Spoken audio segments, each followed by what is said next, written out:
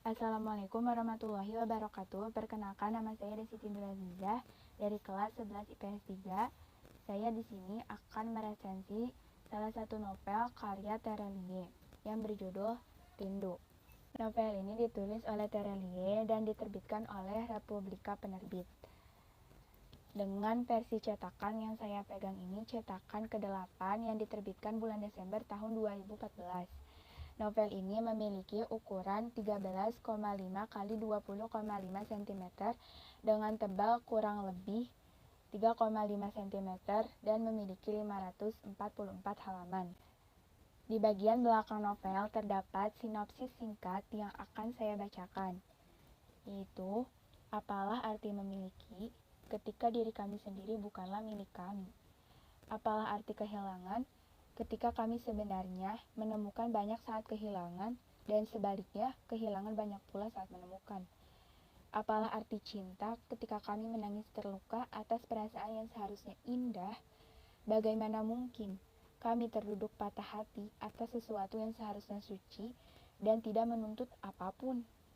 Wahai, bukankah banyak kerinduan saat kami hendak melupakan dan tidak terbilang keinginan melupakan saat kami dalam rindu, hingga rindu dan melupakan jaraknya setipis benang saja.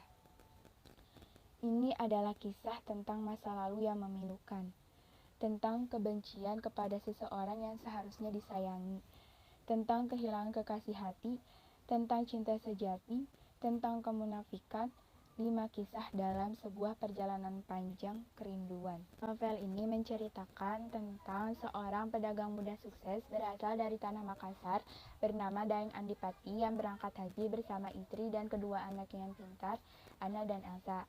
Perjalanan suci tersebut berawal dari kapal Blitar Holland yang mengangkut penumpang jamaah haji menepi di dermaga Pelabuhan Makassar, serta akan melanjutkan ke tujuan pelabuhan selanjutnya seperti Pelabuhan Surabaya, Semarang, Batavia, Lampung, Bengkulu, Padang, dan berakhir di Banda Aceh. Barulah mereka akan melaju sesuai arah di Samudra Hindia dan hingga sampai di Tanah Jeddah. Perjalanan ini bukan perjalanan haji biasa, karena di setiap perjalanan menyimpan pertanyaan-pertanyaan. Pertanyaan pertama muncul dari seorang guru ngaji, Anna dan Elsa, seorang perempuan berumur 40 tahunan keturunan Muslim dan Cina. Seorang perempuan itu bernama Bonda Upe. Pertanyaan kedua berasal dari Daeng Andipati sendiri, yang meskipun tampak dari luar ia seperti memiliki kebahagiaan sejati, namun nyatanya ia tak ubah dari seorang pembenci diri sendiri.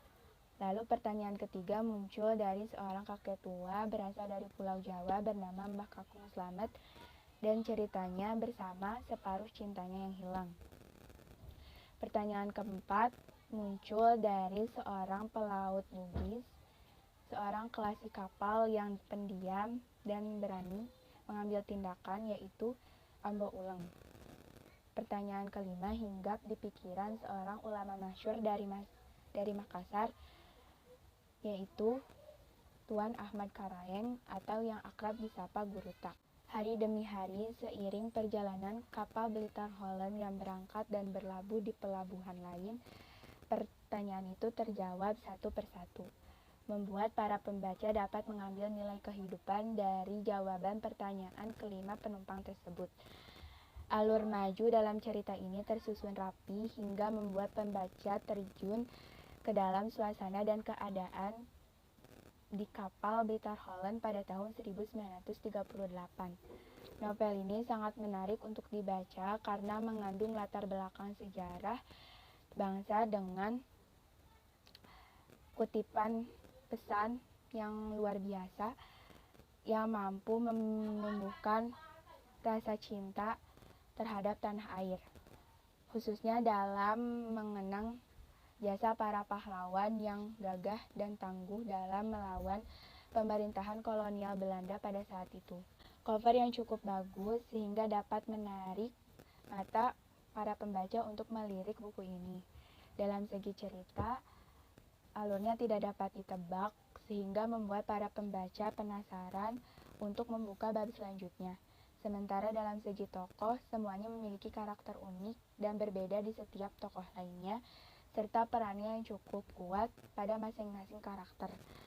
Seperti Kapten Phillips yang sangat ramah terhadap pribumi, berbanding terbalik dengan Sergeant Lucas yang sangat anti terhadap inlander, pejuang dari tanah jajahannya. Kekurangan dalam novel ini bisa dilihat dari fisiknya yang cukup tebal dan seperti membuatnya sedikit menghadirkan rasa malas untuk membaca. Cover yang didominasi warna putih cukup mengkhawatirkan untuk terkena noda. Dari segi isi cerita terdapat 1 atau 2 kata yang mengalami kesalahan penulisan dan mengharuskan pembaca mengulangi bacaannya untuk mengerti kalimat tersebut, dan para pembaca yang mungkin kurang menyukai cerita sejarah dan kutipan kata-kata yang harus dipikir lagi, itu mungkin membuatnya cerita ini membosankan. Dan menurut saya buku ini mengajarkan kita banyak sekali pesan kehidupan yang disampaikan secara halus dan tidak berbelit-belit. Belajar artinya bersabar dan menunggu serta mempercayai takdir Allah sebagai Tuhan kita, dan menunggu serta mempercayai bahwa takdir itu tidak akan pernah mengecewakan. Karena boleh jadi yang tidak baik bagi pandangan kita adalah yang terbaik bagi Allah Subhanahu wa Ta'ala. Saya merekomendasikan buku ini untuk kalangan remaja, apalagi kalangan remaja yang sangat mencintai sejarah dan pelajaran sosial lainnya.